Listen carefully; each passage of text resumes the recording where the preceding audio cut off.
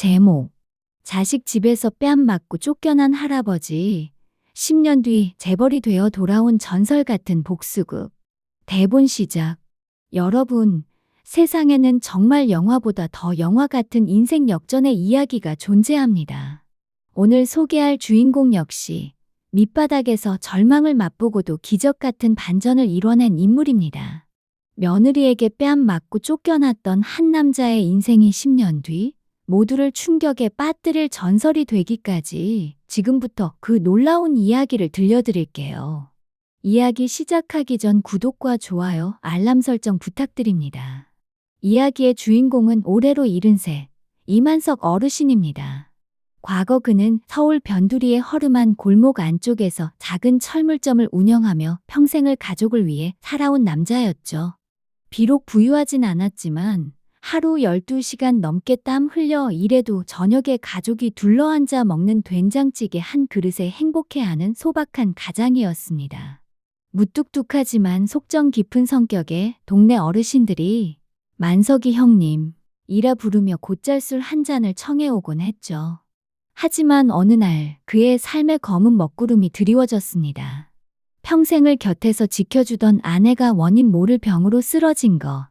갑자기 몸이 말라가고 얼굴이 창백해진 아내는 병원에 실려갔지만 병명조차 알 수 없는 채로 병원 침대 위에서 몇 달을 버텼고 결국 세상을 떠나고 말았습니다.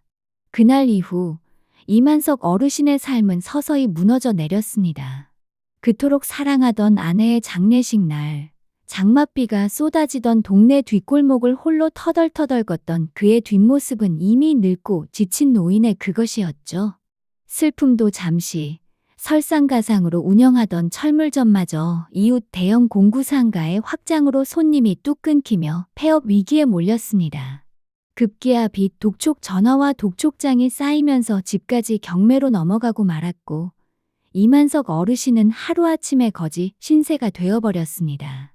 믿을 곳이라곤 하나뿐인 아들 집뿐. 하지만 그곳에서도 며느리의 날선 시선과 차가운 말투에 매일 눈치를 봐야 했죠. 아버님, 언제까지 우리 집에 계실 건데요? 우리도 힘들어요. 이 말이 가슴에 비수처럼 꽂혔습니다. 이만석 어르신은 좁은 방 하나에서 라면으로 끼니를 때우며 새벽마다 몰래 골목길을 걷는 걸로 한숨을 달래야 했습니다. 그러다 어느 날 며느리에게 뺨을 맞는 사건이 벌어지고 말았습니다. 그날따라 배가 고파 냉장고에 있던 계란 2개를 몰래 라면에 넣어 끓여 먹었는데 그것이 화근이었죠. 아버님, 남의 집에서 왜 허락도 없이 음식을 손대세요? 저희도 사정 있어요. 분노에 찬 며느리는 냅다 손바닥으로 이만석 어르신의 뺨을 때렸고 순간 정적이 흘렀습니다. 아들은 이 상황을 모른 척 TV만 쳐다보고 있었고 손자는 방문을 쿵 닫고 들어가 버렸죠. 만석 어르신은 벌겋게 달아오른 뺨을 감싸쥔 채 그저 고개만 푹 숙였습니다. 그 모습을 지켜보던 큰아들 상구는 아무 말 없이 스마트폰만 만지작거릴 뿐이었죠. 그날 밤 좁디 좁은 다용도실에 앉아 오래된 아내의 영정 사진을 보며 어르신은 처음으로 인생을 포기하고 싶었습니다. 여보, 나 이렇게 살아 뭐하냐? 결국 이만석 어르신은 작은 보따리 하나 들고 쫓겨나다시피 집을 나섰습니다. 서울 변두리, 비오는 밤 골목 어귀에서 쭈그려 앉은 채 꺼내 피우던 싸구려 담배 한 개비에 불빛이 유난히 쓸쓸하게 빛나던 그 밤. 그렇게 세상에 홀로 던져진 노인이 됐습니다. 하늘이 무너져도 솟아날 구멍은 있다고 했던가요. 시골 친구의 한 통의 전화가 이만석 어르신 인생의 전환점이 되었습니다. 만석아, 나 라오스에 일 좀 하러 왔는데 건설 현장 잡부로 사람 구한다고 하더라. 몸 쓰는 일만 좀 할 줄 알면 당장 와봐. 허름한 자리를 전전하던 어르신은 이 연락에 마지막 희망을 걸기로 했습니다. 처음 라오스에 도착했을 때 모든 것이 낯설고 힘들었습니다. 땡볕 아래 맨손으로 벽돌을 날라야 했고 언어도 통하지 않는 외국 땅에서 홀로 적응하는 것은 여간 어려운 일이 아니었죠. 하지만 이만석 어르신은 좌절하지 않았습니다. 이 고생 끝에 뭔가 좋은 일이 기다릴 거야. 그 믿음 하나로 매일 구슬땀을 흘렸습니다. 그러던 어느 날 공사 현장 근처에 오래 방치된 폐공장 하나가 눈에 들어왔습니다. 부서진 창문, 작은 철골 구조물이지만 주변에 무심코 버려진 자재들과 함께 어딘가 가능성이 느껴졌죠. 호기심에 지역 사람들과 부지런히 이야기를 나누던 중 그 공장이 최근 광산 채굴과 목재 가공을 위한 기초 인프라였다는 사실을 알게 됐습니다. 이걸 내가 인수하면 다시 살릴 수 있지 않을까? 어르신은 막막했지만 그 폐공장을 직접 매입하기로 결심했습니다.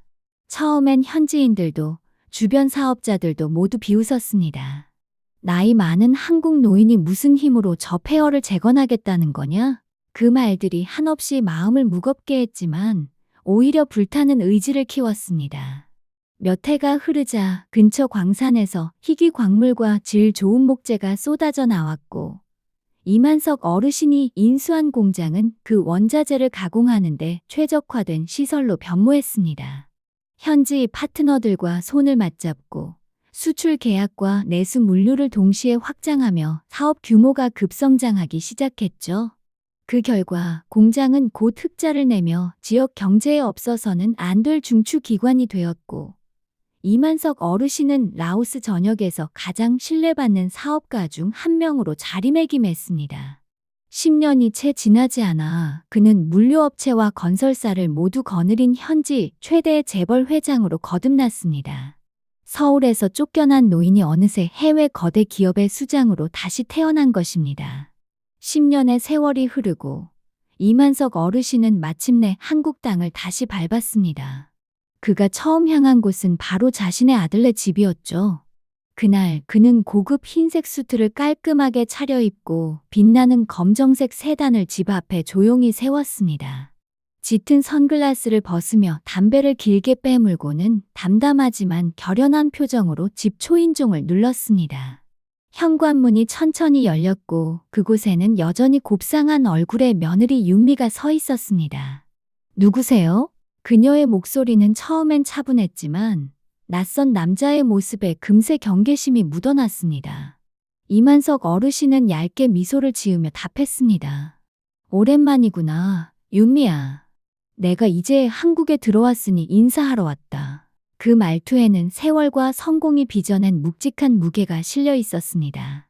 윤미는 당황하며 뒤로 한 걸음 물러나 아들을 부르려 했지만 그 순간 어르신 뒤에 숨죽여 기다리고 있던 비서들이 명함 한 장을 내밀었습니다. 라오스 XXXX 그룹 회장 이만석. 그 화려한 직함을 보는 순간 윤미의 얼굴은 창백해졌고 입술이 바들바들 떨렸습니다. 숨이 멎는 듯한 순간 그녀는 자신이 지금까지 무시하고 무례하게 대했던 할아버지가 이제는 거대한 권력자가 되었다는 사실에 얼어붙고 말았죠.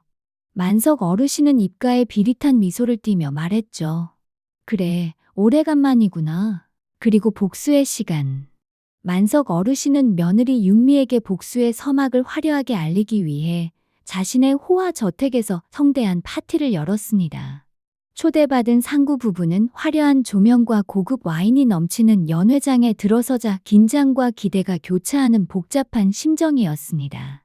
파티장은 라오스 현지의 귀족 여성들과 재벌가 사모님들로 가득 찼고 만석 어르신은 특유의 여유로운 미소를 띤 채 윤미에게 다가갔고 그는 고급 와인잔을 조심스레 들어 윤미의 앞에 놓으며 낮은 목소리로 속삭였습니다.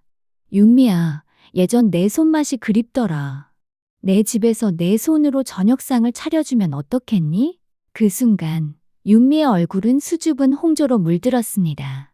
과거 자신이 뺨을 때리며 내쫓았던 그 노인이 이제는 재벌로서 거대한 권력을 쥐고 이런 자리에서 자신을 낮추는 모습은 그녀에게 충격과 굴욕을 동시에 안겨주었습니다.